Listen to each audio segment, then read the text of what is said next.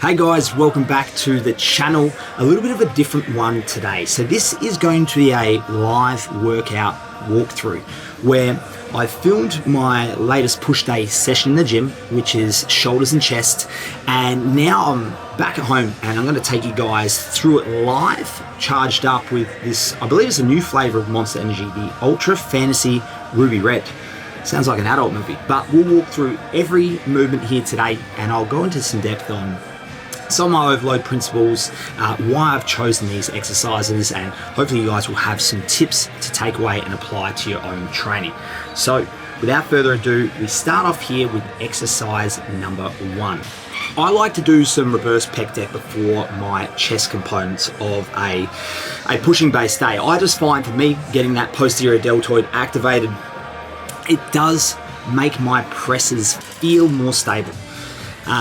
Particularly when you're taking your upper arm, your humerus through that range of motion, then when you go into a press later on, which your humerus is actually dropping down to that similar range of motion, it just tends to feel a little bit more natural for me. So I started off with 2 warm-up sets just to get up to my top weight, and then I went through 3 working sets. Now this is number 2 of the working sets here. You'll see when I can't get any more full range reps, I go into this partial range of motion. I find that to be really effective on these reverse pec decks. It's just allowing you to keep a lot of tension through that posterior deltoid. Now, in the past, I've done things like drop sets on the reverse pec fly. I think they're really beneficial as well, but for me personally, I think you can throw a fair bit of volume at those posterior delts. Like, you never really see too many people with posterior delts that are too strong. So I did 3 total working sets there. I only filmed 2 on this one today.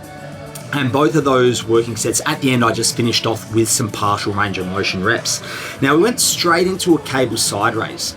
I set these up a little bit differently to what I had done in my early years. You'll see here the attachment is around about your crutch height. So what this allows us to do is it really creates a nice stretch, a bit of a lengthened position at the bottom of the rep where the cable is literally pulling your arm across your body.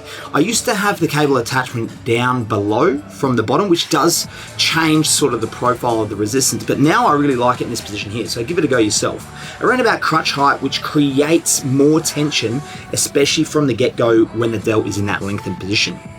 Now, again, I like to go quite high volume on these, so we've got 3 working sets. That first one you saw was a warm-up set. This is now working set number 1. So you see what I like to do is I like to go to complete failure, and then on these, again, I'm a big fan of using some overload principles. So on this one here, once I've hit full contractile failure, I'm going now through some bottom partials. Again, I'm still getting a lot from these reps. So rather than stopping your set short when you can't get any more reps complete to the top, you're still getting some partial range reps here, which arguably are really effective because you are targeting that medial deltoid in the lengthened position. Now, what I'll typically do on this one is a drop set. So being my last set, I like to lighten the load a little bit, and then I'll continue on, again, using some full range reps. When I can't get any more of these full range reps, I then go into those partials again. So you want to think about the partials and the overload principles here, which I also do a rest pause, you'll see now, is imagine you've got a sponge that's been in a bucket of water. We are basically trying to wring that sponge out for everything it's worth. So I really want to make sure here that my medial delts have absolutely nothing left in them. So I'll typically do 3 to 4 working sets on these, and then only on my last working set will I apply multiple overload principles. So this one here, we had the drop set, overload principle number 1, and now we're doing the rest pauses as well. Typically what a standard working set would look like for me on this is going to failure and then just doing some lengthened partials at the end. So here, I normally find the sweet spot for rest pauses is around 3. So we did the first set to failure, then we did the drop set, now 3 sets rest pause failures. I also like to, at the end of my final rest pause on these ones, you'll see here is an isometric hold. So basically I'm trying to lift my arm up as high as I can, so I'm creating that constant tension on the deltoid here, but really you're not going to be able to move it too far, especially doing multiple working sets and overload principles there. Okay, so that's some of the delts out the way and done. I've really been enjoying doing some deltoids before my chest work lately. You just get into your presses and everything feels nice and warm. The rotator cuff feels a little bit more activated. I find I have less joint irritation and I'm pretty much good to go for my presses. So this is working set number 1 here on the chest press. I've been really enjoying this plate loaded machine. I've been doing 3 working sets on this one. So we've just filmed 2 here today. So I didn't worry about filming my warm-up sets, but typically I'll take at least 3 sets to get up to my working weight on this one. So I've been enjoying doing 3 working sets of 10 reps on this one. Now, there's a lot of sort of debate happening at the moment with regard to volume. What is the optimal amount? The truth is no one really knows. Everybody's different. Everybody recovers differently. Everybody has different ways in which they can target that tissue. For example, a beginner, them going to failure, you could argue is probably not recruiting as many muscle fibers as a more experienced trainer that's using heavier loads. So there's so many variables. For me personally, I had been going lower volume with 2 working sets on most of my chest movements. I've decided to go up to 3 on the bigger presses, and I'm really enjoying it. The thing is with this game that we play of bodybuilding is it's really important to experiment. Of course, you want to do so not just guessing your way through. You want to take, the research and the science and use that almost like you think about 10-pin bowling, right? Think about using the bumper lanes. So they basically keep the bowling ball heading straight towards the pins. You want to try and think about your approach to training like that. Have some parameters that you take into place, like, okay, 15 sets on a movement's probably going to be too much. And then arguably maybe 1 set, say on a dumbbell side raise or something, is too little. So you want to take the information and apply it, but also experiment a little bit here. So this is working set number 2. Again, trying to aim for that 10 mark. I didn't have a spotter. Most of the time I train by myself. So we're going to what's called like technical failure. So I'm not doing any partials or anything here at the end. As you can see, that last rep took a little while. So I did do 3 sets. We just filmed the 2 on that one. I love that converging chest press machine. It's been an absolute staple for me. And then we're going to move into the upper shelf. So the incline dumbbell press next. So again, I've done a few warm-up sets. Here is working set number 1. Make sure I'm still charged up. What I find with these, everyone has a different pressing angle that suits them and their biomechanics and their structure, right? So for me, I find my elbows staying out fairly wide is really, really comfortable for me. I've had 2 shoulder surgeries on my right, 1 on my left. I've tried doing the more neutral tucked position. For me, it just doesn't feel right. I find if I go neutral with the elbows, I end up internally rotating a bit at the bottom of the rep, and it actually creates more tension through my shoulder. So try and experiment, see what works best for you. I'm not completely flared at a 90, but I'm definitely more flared than I am tucked. So this is the last rep here. Shaking like an angry vibrator, and you see I just got there in the end. So working set number 1 there. A nice young lad actually saw me on that and saw how much I struggled, so he offered me a spot for number 2 here. So again, I tried to match the reps that I did in my first working set, which I believe was 10, and now this time I will have that assistance there. So if you are in the gym and you are training solo, especially on something like a dumbbell overhead press or a chest press, honestly, don't be afraid to ask somebody for a spot. I've never had someone say no to me. I am a little bit selective with my spotters, so generally what I'll do is I'll just watch them do a set, sort of inconspicuously, and I'll see how they train, and then I'll ask them if they feel comfortable. Hey man, I'm just doing another top set. Would you mind giving me a spot? Do you feel comfortable doing that? I haven't had someone say no. Now, there is 3 types of spotters. It's almost like the Goldilocks, right? Not too hot, not too cold. You want it somewhere in the middle, and he did a great job here. The idea behind a spot is they should give you enough assistance to help you through that rep, but they're not doing the weight themselves, right? It's not their working set, it's your working set. So I've had it before where I remember distinctly I was doing squats at Derrimut Gym and somebody came up behind me and started spotting me. And although that was super polite from them, I was set for a failure point of 10 to 12 reps. He was spotting me that much that we ended up getting like 19 or 20 reps. And I still didn't feel like I'd hit true muscular failure because he was getting right behind me and he was basically squatting up with me. So then you've got the other spotter, right? The other spotter is the person who you are literally about to die under the bar and they're like pinkies. All you, man, all you. And you're just like, get me some more. So you'll normally find it's one of the two. He was great though, this young lad. We end up spotting each other back and forth for a few sets. I helped him out on his incline barbell press and he helped me out a little bit on these as well. So I did my 2 working sets with the 40s. I then like to do a back off set with these. These look like they're the 32.5. So I find for me when I go from that top working weight into a bit of a back off set, just the contraction and the way I can get a feel on that back off set, it just feels like all upper chest, right? It's still heavy in that it's going to create that stimulus and that mechanical load, but it's that little bit lighter that you almost feel that you can concentrate and, dare I say, isolate the muscle a little bit more. So 2 top working sets there, 1 back off set.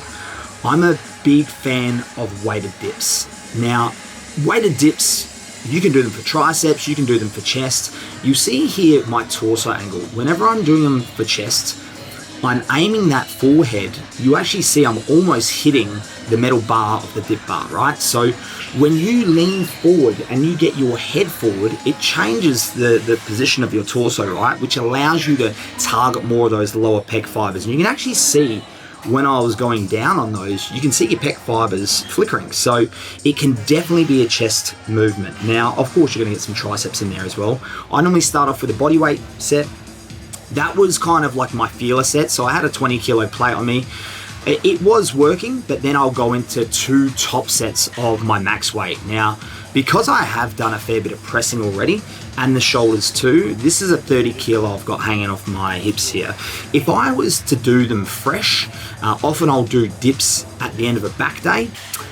You'll see here, just to cut myself short there, what I like to do on these as well is I'll hold the stretch position at the bottom of the rep. Now be really careful when doing these because your shoulder is in quite a vulnerable position. So what I try and do when I can't get any more full range reps, and I'll do it again on the second working set, I'll hold that lengthened position, right? Again, be very careful, especially if you've got dicky shoulders.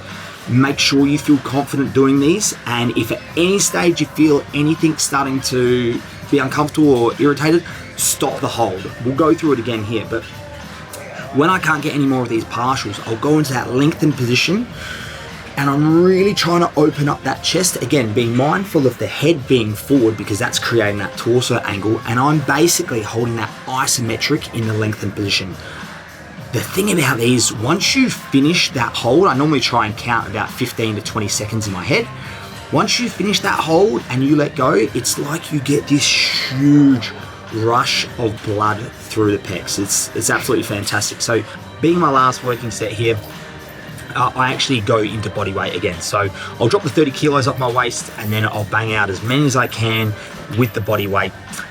They do feel a little bit, dare I say, it almost tricks you, right? Your first few feel really easy and then it just absolutely hits you like a truck. So you quite often go from the weighted ones in a body weight and think, yep, I can get 15. And then at about rep 5, you think, what on earth was I thinking? I was way too ambitious. And then you do some partials there at the end. But really, it doesn't matter if you do 15 or if you do 10, we're trying to take that muscle to complete failure. What I was going to say there before was with the weighted dips, I do them after back day. I find I can do it up to 50 or 60 kilos, but when you're doing them in a fatigue position, don't expect to do that same amount of weight. Now, I've recently thrown these into the program. They're like a bent over cable chest fly. So I'm hinged at a right angle with my hips there, and I'm basically in the complete center of the cables. Now, these are a little bit of an old school move. I remember seeing Arnold Schwarzenegger do these, and they're a little bit different to a standard standing cable chest fly in that a standard cable chest fly, you're almost a bit more on a 45 angle, so you're working a little bit more through that lower pec, whereas because of the way the cables are attached to the top and I'm hinged at a 90, you probably will get a little bit more overall pec from top to bottom. Now, I did 3 working sets on these. When I can't get any more full reps, I'll go into these partials. It's super safe to do so. film set number 2 here, obviously absolutely filming rookie. You can basically only see my legs here, but again, this will be the last few reps of the set where I'm going to failure. I'm going through those lengthened partials. So we did 3 rounds of these, and then you see I like to do a little bit of a finisher. So because pretty much now the chest is toast, it's completely done, I've done all my high quality work. Now what I like to do, it's a bit of fun, is go into just max rep push-ups. So when I'm doing these, abs are braced, and as I'm pushing the ground away from me, as I'm getting towards the top of the rep, almost think about pushing your hands inwards on the ground. Now, of course, they're not going to move because they're stabilizing your body weight. But when you drive inwards, you'll feel those pecs contract really, really hard. Now, pretty simple here. Get as many reps as you can, take about 3 deep breaths, and then go again. So it was about 3 rest pauses here. What I'll typically do when I'm doing these is, depending on how many reps I get in that first set, I then sort of try and times that by 2 or 3. So if I get 10 to 12 on that first set, I'll think, right, I'm going to try and hit 30 total. That number is a little bit insignificant. Basically what we want to do is just try and take the pecs to failure multiple times in a row here. Now, touch wood, you're not going to injure yourself on something like these. It's not like you've got a heavy bench press over the chest. It's just your body weight. And really we're trying to, using that sponge analogy again, just try and wring out everything we've got left in those pecs. Is this going to build huge amounts of muscle? We don't really know, but we are taking that muscle to failure, and what we're really doing here is stimulating a lot of fatigue and blood flow, so a build-up of those metabolites, which, you know, some will argue that can contribute to the muscle building response. Disclaimer, I had a pretty strong pre-workout before this session, so I was going to call it there, and I thought, you know what, I'm going to do one more for the shoulders, because shoulders are something I really want to try and bring up. Now, these are something I've just started bringing in, not a standard side raise. I've been doing those for years, but what I'll do here is a standard set of dumbbell side raises. Personally, I find these, you're going to benefit most 10 reps and above. I don't really find I get much from these if I'm just trying to go like 8 reps or so. And you really want to resist gravity on the way down. This is the key with these. So drive them up and then resist on the way down. The difference that'll make to the medial delts and how you feel it is incredible. So I'll hit full range reps. When I can't get any more, I'm just getting up as high as I can. So using those bottom partials. Now, what I've done here, I've got a band. This one's about a 1 inch thick. Basically, wrap it around a few times so that it is tight around the wrists. You don't want it too tight that you can't even move it, but you also don't want it too loose so you can raise it up too high. So here, I'm finishing off with an isometric. So I'm driving as hard as I can outwards against the band. I'll typically try and do these for 30 seconds. So you'll see I will probably look around looking for the clock here just to check how long it's been. The good thing about the Revo gyms is they do have gym timers everywhere, and I'm just pushing against that band. Really, I'm trying to create probably 90% pressure, 85, 90%, and then the last 10 seconds I try and break the band. So I go as hard as I can. If you haven't done these before, give them a go. They are amazing. So you'll find not only when you let that band go do your medial delts just light up, but when you go into that second set, which you'll see here, you feel those dumbbell side raises even more, which is arguably what I find beneficial about these, because sometimes with dumbbell side raises, admittedly I get a lot through the upper traps, but doing this combo, I end up doing 3 working sets. I've just filmed 2 here, but by the end of it, the delts were absolutely toast. So I hope you were able to get a little bit of a different insight to today's video. What I really want to emphasize is that when it comes to training, use the knowledge that you learn, right? But also don't be afraid to experiment and see what feels best for you. Because at the end of the day, what might work for a 120 kilo male powerlifter may feel completely different and perhaps less relevant if you're like a 60 kilo female. So it's always important to try and experiment on this journey, but try and use the principles just if you want to modify and tweak them a little bit. And ultimately, as you'll see what I've done here today, you've got to have fun with it, right?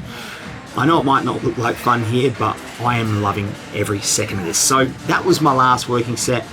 I did the 10 kilo dumbbells. I then drop set it into the 7 because again, when it's your last set, you know you don't really have to save yourself for anything, right? It can be balls to the wall and just trying to, I guess, take that muscle through every last bit of fatigue that you can put on it, right?